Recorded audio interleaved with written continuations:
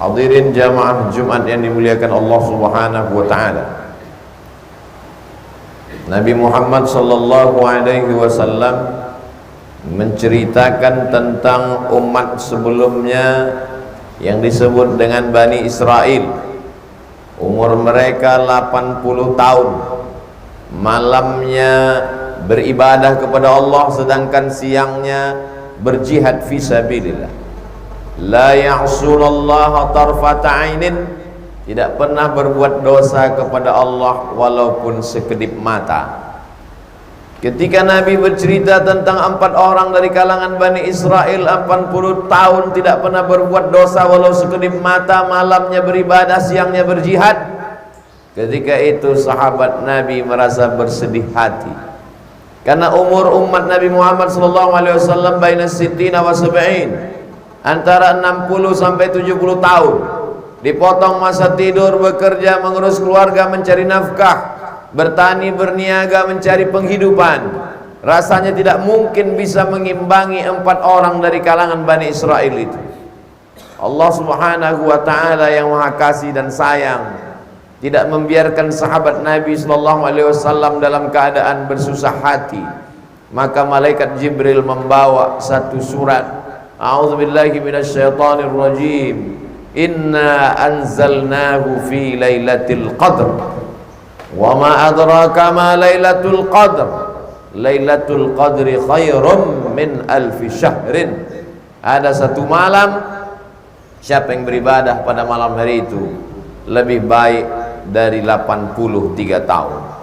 Wahai sahabat Nabi Muhammad sallallahu alaihi wasallam, wahai umat Nabi Muhammad sallallahu alaihi wasallam, kalau kalian merasa berkecil hati, berduka karena ada 4 orang dari kalangan Bani Israel, umur mereka 80 tahun, tak pernah sekedip mata pun berbuat dosa kepada Allah, malamnya beribadah, siangnya jihad fisabilillah, maka umat Nabi Muhammad SAW satu malam saja dia beribadah lebih baik daripada 83 tahun.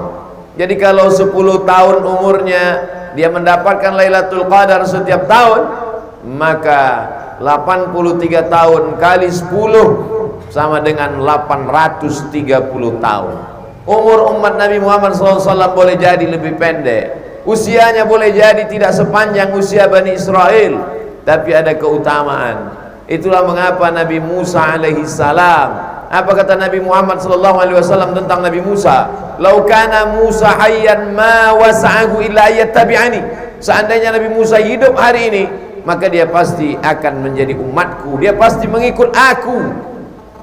Nabi-nabi ingin menjadi umat Nabi Muhammad sallallahu alaihi wasallam.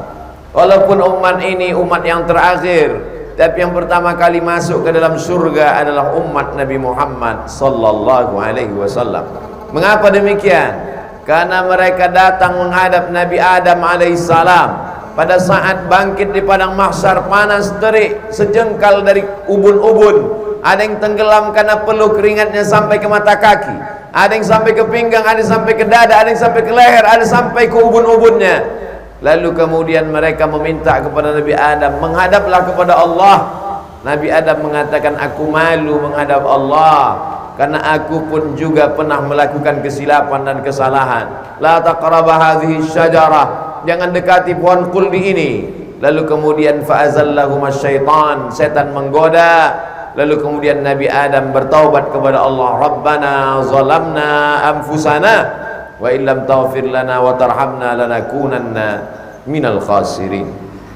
Mereka datang menghadap kepada Nabi Nuh alaihissalam. Kata Nabi Nuh, aku memanggil anakku, ya bunayya arkam ma'ana, wahai anakku Kan'an, marilah naik ke atas perahu bahtera ayah. Lalu kemudian anaknya menjawab, sa'awi ila jabalin ya'simuni minal ma', aku akan naik ke atas bukit yang bisa menyelamatkan aku dari banjir bandang. Aku tidak perlu mengikut perahumu, wahai ayahku. Nabi Nuh malu menghadap Allah Subhanahu wa ta'ala. Lalu kemudian sampailah ucapan itu kepada Sayyidina wa Maulana Muhammad sallallahu alaihi wasallam. Itulah mengapa umat ini yang pertama mendapatkan syafa'atun uzma. Itulah mengapa umat ini yang pertama kali menginjakkan kaki ke dalam surga. Itulah mengapa umat ini yang mendapatkan keutamaan yang tidak didapatkan umat yang lain. Itu karena Sayyidina wa Maulana wa Syafi'ina wa Zukhrina wa Qurrati A'yunina Muhammad sallallahu alaihi wasallam, menjadi kebanggaan menjadi umat Nabi Muhammad sallallahu alaihi wasallam. Dia yang begitu hebat, begitu dahsyat syafaatnya, dia tetap berdoa meminta kepada Allah, Allahumma barik lana fi Rajab wa Sya'ban, berikan kami berkah di bulan Rajab, berikan kami berkah di bulan Sya'ban, wa ballighna Ramadan, sampaikan kami ke bulan Ramadan.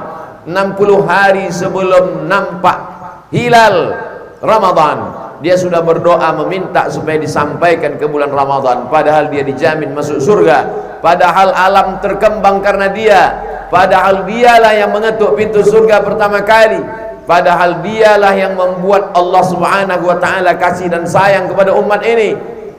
Wa ma arsalnaka illa rahmatan lil alamin. Tidaklah kedatanganmu wahai Muhammad sallallahu alaihi wasallam melainkan menjadi rahmat kasih sayang bagi semesta alam. Maka dia pun meminta agar sampai ke bulan itu. Bulan itu adalah bulan yang dirindukan oleh para nabi. Itu adalah bulan yang dirindukan oleh sahabat-sahabat Nabi, wali-wali Allah, orang-orang yang saleh. Sampai-sampai sahabat Nabi mengkosongkan waktunya khusus untuk bulan tersebut. Itulah yang dilanjutkan oleh para alim ulama. Imam Malik bin Anas meninggal tahun 179 Hijrah, makamnya di pemakaman Baqi di samping Masjid Nabawi. Ketika di bulan-bulan yang lain dia membuka pengajian kitab Muwatta. Kitab Muwatta adalah kitab hadis-hadis yang dikumpulkan oleh Imam Malik bin Anas, gurunya Imam Syafi'i rahimahullah radhiyallahu an. Tapi pada bulan Ramadan Imam Malik menutup kitab Muwatta, beliau lebih banyak mengkhatamkan Al-Quran, karena syahrul Ramadan alladzi unzila fihi Al-Quran, karena bulan Ramadan adalah bulan diturunkannya Al-Quran. Lalu kemudian muridnya bernama Imam Muhammad bin Idris Asy-Syafi'i, meninggal tahun 204 Hijrah, makamnya di Fustat, Kairo, Afrika Utara, Mesir saat ini.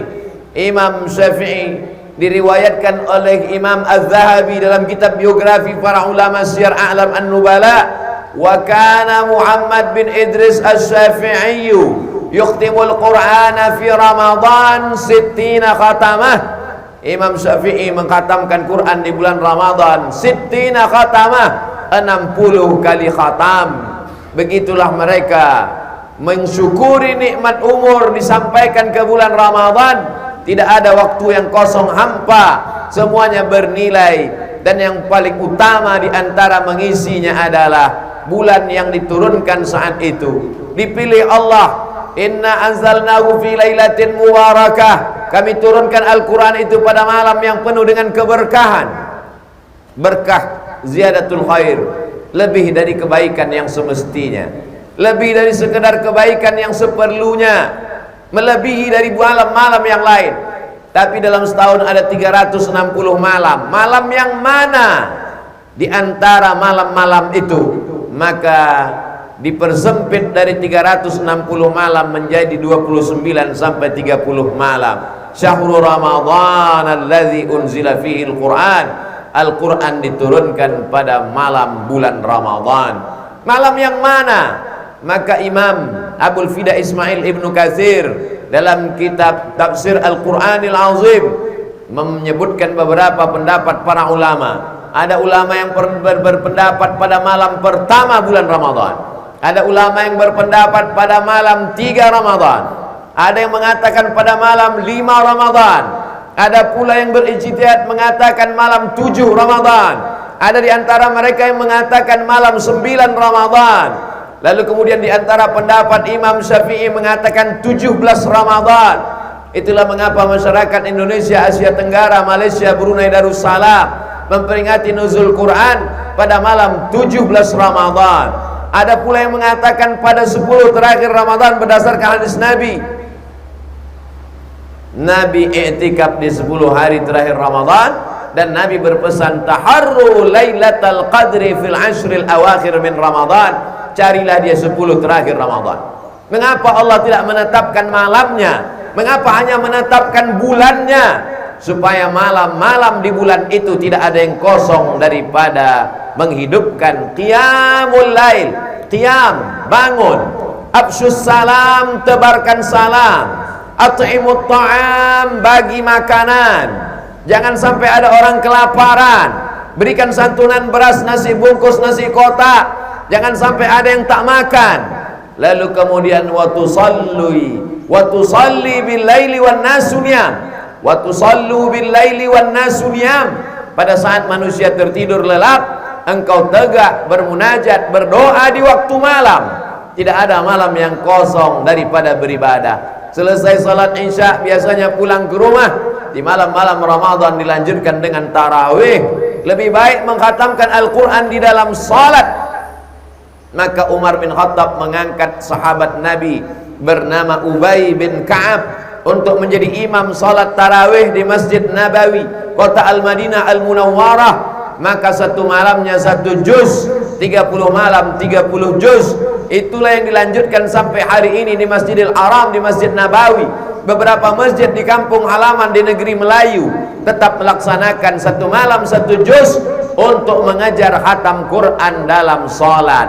Bisa setiap tahun, alhamdulillah. Tak mampu setiap tahun, paling tidak sekali seumur hidup pernah mengkhatamkan Al-Quran.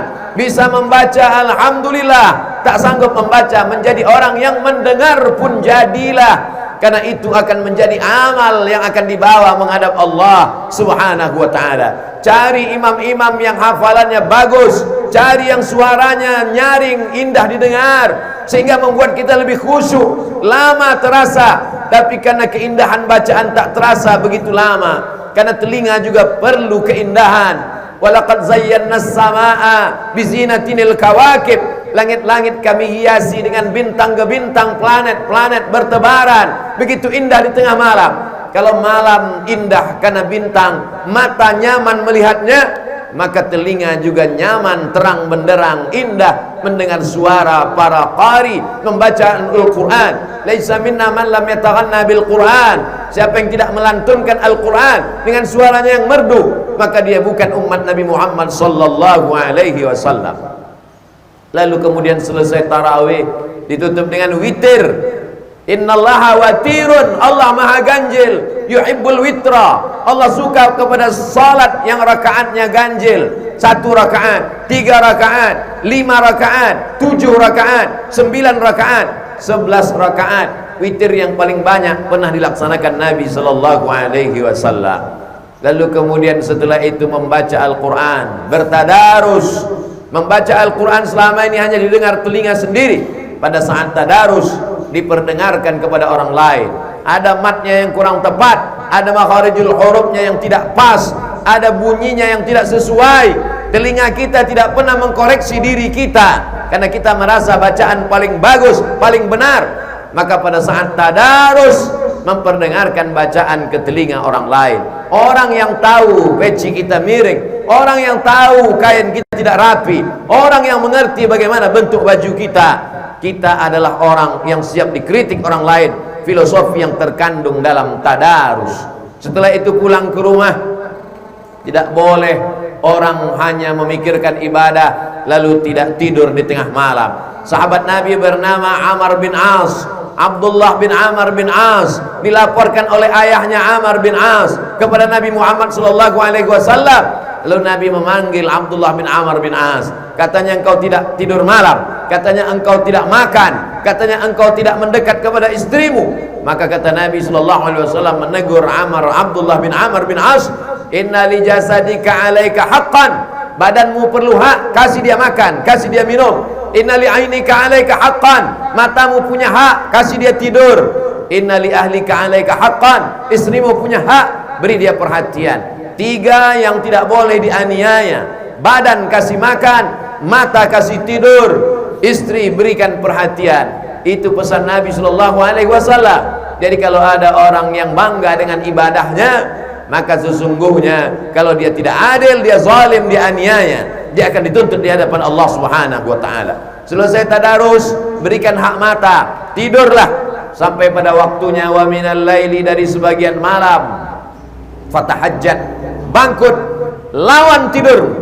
tegak berdiri menghadap Allah, hilangkan kantuk dengan berwudu, mandi lebih baik, lalu setelah itu bermunajatlah kepada Allah Subhanahu wa taala. Allah tidak minta sepanjang malam, wa minal laili, dan dari sebagian malam, fatahajjad, maka lawanlah kantukmu, nafilatan lak, sebagai amal tambahan. Asa ayyab'atsaka rabbuka maqaman mahmuda, mudah-mudahan dengan amalmu itu Allah akan menempatkan engkau di tempat yang terpuji. Tasaharu, bersahurlah, fa inna fis sahuri barakah, karena di dalam sahur ada barakah. Apa barakah sahur? Orang yang makan sahur akan kuat badannya. Apa barakah sahur? Orang yang minum di saat sahur maka dia tidak akan kehausan. Apa barakah sahur? Dia akan bisa duduk makan dengan anak istrinya selama ini sibuk. Berangkat bekerja anak belum bangun, pulang bekerja anak sudah tidur. Maka pada saat waktu sahurlah duduk bercengkrama, bercerita dengan keluarga. Tasaharu, bersahurlah, fa inna fis sahuri barakah, karena semalas-malasnya orang di bulan Ramadan pasti dia akan bangun sahur, dan dia tidak hanya sekedar bangun, maka dia sholat tahajud. Alangkah indahnya kalau dia dahului dengan sholat sunat wudu, dia lanjutkan dengan sholat sunat taubat, dia lanjutkan dengan sholat sunat tahajud, lalu kemudian dia sholat sunat hajat. Begitu banyak hajatnya kepada Allah, minta rezeki yang berlimpah, minta keluarga yang sakinah, minta anak istri yang soleh dan solihah, minta ibadah sampai ke Baitullah. Maka dia munajatkan kepada Allah. Aqrabu ma yakunul abdu min rabbihi wa huwa sajid.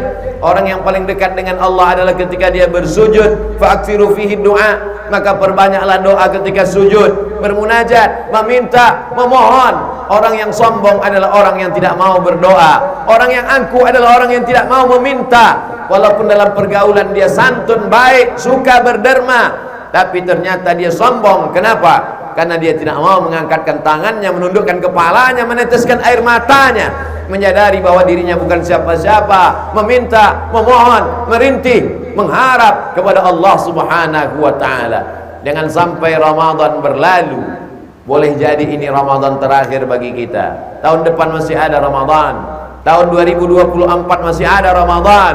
Tapi kita mungkin sudah berpindah, tidak lagi di atas tanah, tapi sudah masuk ke dalam lubang tanah. Pejamkan mata sejenak, bayangkan orang-orang yang tahun lalu bersama dengan kita, sholat dengan kita, ingat kita posisinya di mana, masih terbayang senyumnya di pelupuk mata.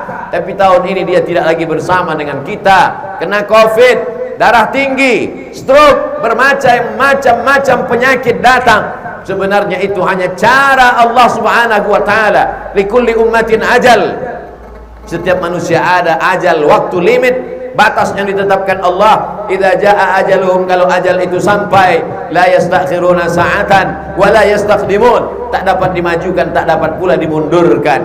Beruntunglah orang yang usianya sampai ke Ramadan. Andai dia tidak sampai, maka sesungguhnya niatnya sudah tercatat sebagai amal ibadah. Innamal a'malu binniyat, segala amal akan dinilai dengan niatnya. Wa innamal likulli imri'in ma nawa, orang akan mendapatkan apa yang dia niatkan.